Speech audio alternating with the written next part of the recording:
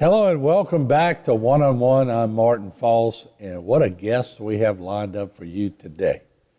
He comes from a simple background, but when you meet our guest today, you're going to understand that not only was he a hard worker, he was a pretty good businessman. And he's had his hands in several businesses along the way, grew up down the bayou, and we're going to hear his story when we come back from the break right here on One-on-One.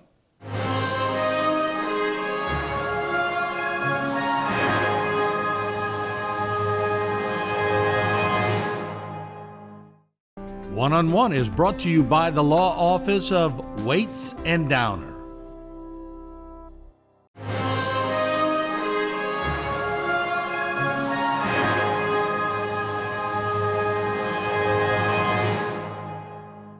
When you went to the bank, way back when, I think I'd read somewhere maybe Jerry Leday was one of your loan officers. Yep. What, did they think you were crazy, or did they say, I think he's on to something? I had went to see Jerry, and I was young, when I did. I was probably 30, 35 years old. He said, you don't have no collateral. You don't have, you got your home that you live in, but we still owe on it. And he said, if ConAgra comes up with a good enough package, I said, let me look at it. So they came up with this package, and he went and he said, damn. He said, I think we need to run with this, because he said, you're going to employ people, and we're looking to keep employment in the parish. Jerry worked for Progressive Bank and Trust at the time. Progressive was being sold to Hibernia.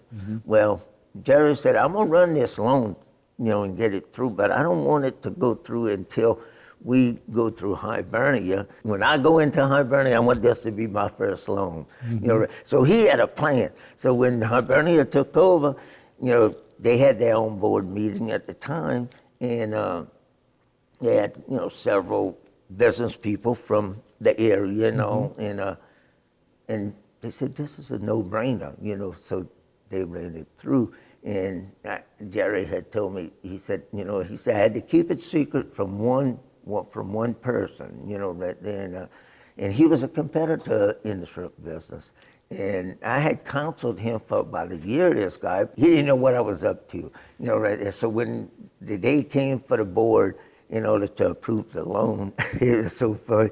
Jerry tells me, he said, we have this loan from Andrew and Debbie Blanchard. It's got shrimp plant, purchased shrimp plant, and the loan officers, that was coming.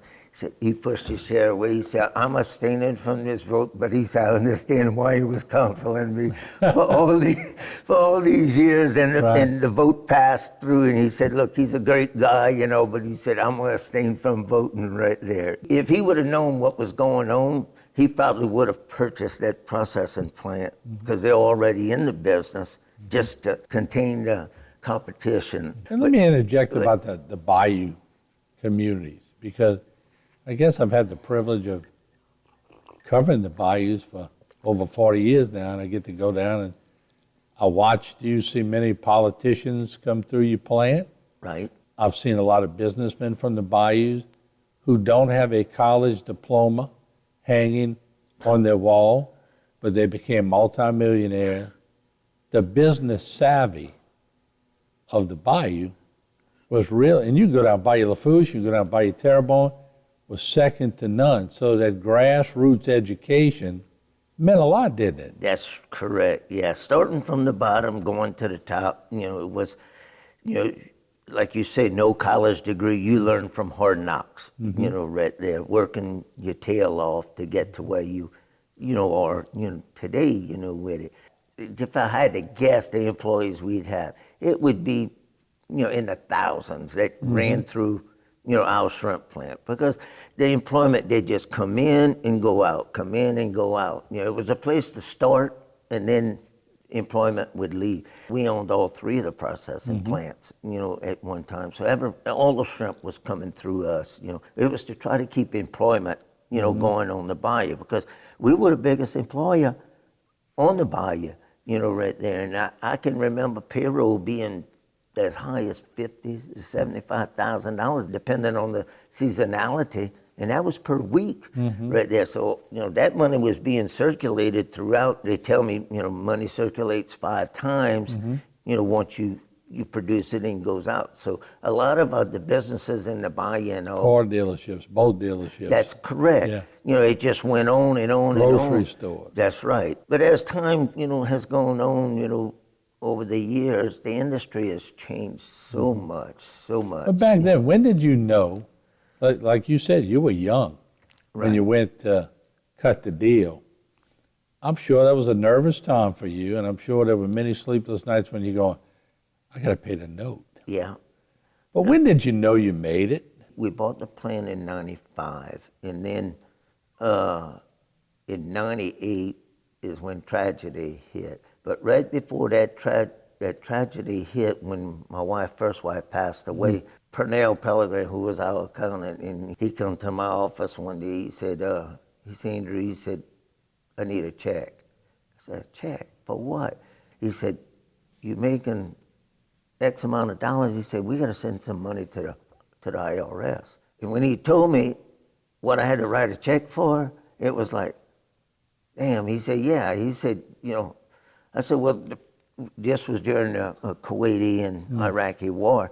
I said, well, I'm going to write this check, Pernell, but I said, you ought to put my name on one of them missiles that they do. And because, the check was several $100,000, that I was paying. Ouch, right there. And that's when I first realized we have this much, but then after that, we don't have this much. Right. Right there, where you think, and at that time, we felt very, very comfortable in our lives. And, I thought I was on top of the world, at the time, with it. But then after, my first wife passed away and left me a widower with 3 children running a multi-million-dollar business right there. And it just took me for... You got married in 78. 78, and we were married 20 years.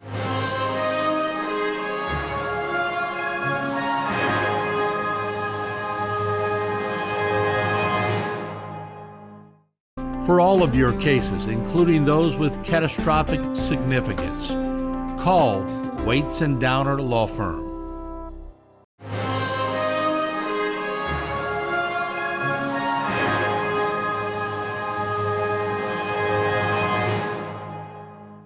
When did you meet her? She worked at a shrimp plant with me. Before you got married? Before I got... When I was running the shrimp plant, at a young age, she came to work at the shrimp plant because she was too young to get a job. Okay. And we met at the shrimp plant, dated, and ended up... Y'all had common threads. That's right. They were both trying to get a job. That's it. Both of us were trying to get a job. And her father was a shrimper his whole life. And so it kind of blended together. She knew shrimping already from her father's side. She was going to school to be a nurse when we bought the processing plant. And after she continued going to nursing, but then as the business started to grow when we bought it, she got out of nursing. She said, look, I got to follow where the money's at, right? Yeah. So how long before, after her passing, then you married again? That's correct. I married my second wife, who was also in the shrimp business. You were smart. That's it. I knew of this lady in the shrimp business, and she worked for a brokerage firm out of New Orleans, which was a spinoff of the company Houma and Shepherd, right there. So the individuals that were selling for Houma and Shepherd, who was the Jewish family, these guys were spinoffs for. Well, she worked as secretary for these spinoffs right there. And I would use them occasionally to sell shrimp. Well, after the passing, of my first wife, they got this big seafood show in Boston every year. So I went up to Boston, and I was up there with one of my buddies, and we went to this restaurant to eat, and then they had a bar, so we went up there, and then I saw, my wife of today sitting down at the table with a boss. So I said, look, I'm going to talk over here just to, because I'm going to need them to sell shrimp for me. And we got in a conversation in there. Several months later, we were dating. A year later, I ended up marrying her. And, she had a blended family. I had a blended family. We got married in several years later, we ended up having a child together to bring both families together. So we were like the Brady Bunch. There you go. That's it. And all of us, they all worked at some point in the shrimp plant with us, until things got really tough where they started raising families. So they had to go and make more money somewhere else, because it's a legacy that we knew that we couldn't pass on to our children because the industry was just caving in. Boy, and that's a shame. Y'all were yoked together. It seems like both your wives. That's right. Y'all were yoked. Y'all had the same mentality. That's really. right. We did. That helped. But I guess what I'm so impressed about it, even with the business going down, and no fault of yours, it's just domestic imports have driven a lot of people. That's correct. Out of business. But you didn't sit there and go, I think I'm going to have a lot of time to feel sorry for myself, because on this desk are a lot of products and when I talked to you at Mr. Arthur Bro's birthday party, I never realized you were the one I buy these whenever I go in the Cajun Stop or down over there by Justin's place. I'm always buying. I buy the quail eggs, and I've tried every one on here except for the shrimp. I've not tried the shrimp. But you had to find a way to do something else. What triggered that? I was doing business with an individual that was from Baton Rouge, and he was in the music business, and he promoted music. He was a black person, but he promoted a lot of musicians, but he wanted to get in the shrimp business. So he came to my plant and all, and I told him, I said, look, you don't want to be in the shrimp business. It's going down. And he said, well, I want to know why it's going down. He said, look, I know this friend of mine. She just graduated from Harvard, and she's an economist. She said, I'd like to take your books and do this. Send it to her. So I said, sure. Look, I'll take free information anytime, And she grabbed my books, and about 2 months later, she called me. She said, look, Mr. Blanchard, it's nothing that you done wrong. She said, your industry is just like most industries that's in this country. She said, and I'm going to quote what she told me. She said, your industry has been sold out by the U.S. government. And she said, if you don't change your direction 360 degrees, you will not have a company at the end of the year. And a light bulb went in my head and said, what the world are we going to do?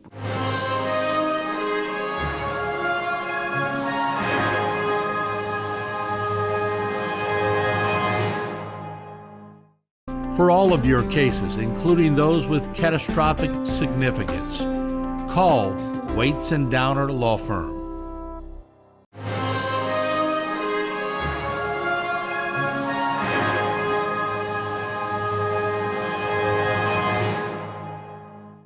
We were raising children and didn't know where to go in anything. One day, one of my children came home from visiting one of his friends. He said, look, because we lived on a 30-acre spread of property in Lower Bayou Blue, and we called it our farm back then. But he said, look, this man's got 100 quail. I said, well, tell him to bring them. I'm going to put them in the barn, we'll see what we can do with it. So these quail started producing eggs. They know what to do with all the eggs. So me and my wife, we decided, look, let's formulate a recipe and see what we can do with it. So we pickled 12 jars of eggs. And I brought that to the Piggly Wiggly in Chauvin, to Michelle. She was a Clermont at the time. Yeah. I said, Michelle, take these 12 jars, put them in your store. If you sell them, good. If you don't sell them, no problem. She called me the next day. She said, how fast you can get me 5 cases? I guess I only got 100 birds right here, So, then there again, light bulb went off. I said, well, look, if I don't have the birds, let me see if I can find farmers that might be willing to sell me some eggs. So I found several farmers, ended up collecting eggs, brought her to 5 cases. A week later, boom. Next thing you know, this one started asking this one, and then we in the quail egg business. We've probably been doing it for 7, 8 years now.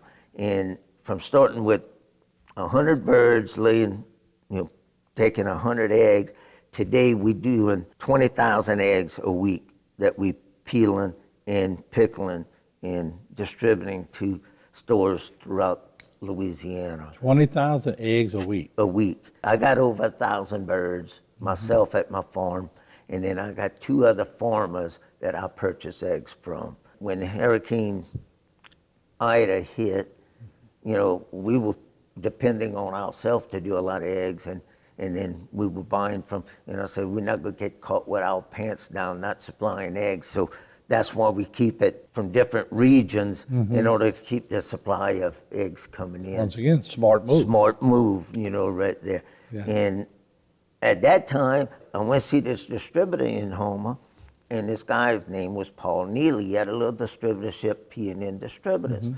So I went to see him. I said, look, Paul, I said, go ahead and I'll give you a couple of cases. Oh, no, I'm not putting that on my truck. I said, well, what you going to do for me? He said, I'm going to sell you my company. I said, I don't need another company, another headache, right there. He said, you need that. I said, no, I don't. So I was distributing my own eggs. So about 6 months later, he called me again. He said, you need to come on my truck. I need to sell you my company. So I caved in. I went ride with him one day, and it was on a Thursday. And I came back home, and I told my wife, I said, I don't know if I want this or not. I said, I thought the shrimp business was hard, but I said, this is even worse than the shrimp business, I think. He wanted me to go back with him. I said, look, Friday, I said, I'm going to deliver eggs on Friday. And I said, call me on Sunday, and I'll decide Sunday whether I'll go Monday or not with you. Well, Sunday never came for the man. He passed away of a massive heart attack. Oh, wow. And his son called me on Monday morning and told me, he said, Mr. Blanchard, you're the last business person my dad was with. I want to know how interested you are in this business. And it threw me for a loop, right there, knowing about it.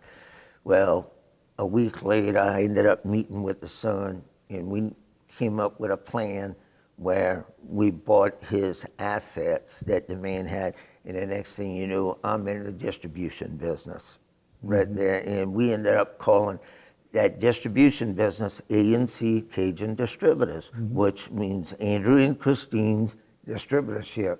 We started with 20 stores that we thought we had, because Paul, the only thing he had was all in his head. He didn't have no paperwork, no nothing. Everything was, his computer was his brain, and it wasn't around anymore. So we went to one stores, and the stores started talking. Next thing you know, from 20 stores, we up to 60 stores. Then from 60 stores, we up to 100 stores. And here we are 4 years later. Now we're distributing, to over 300 stores throughout the South.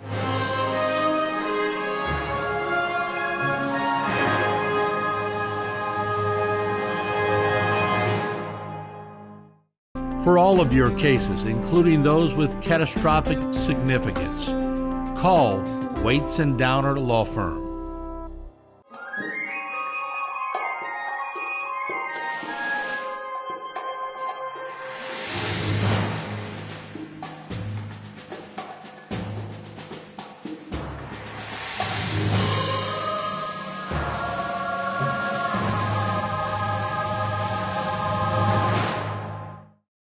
This one-on-one program has been brought to you by the law offices of Waits and Downer.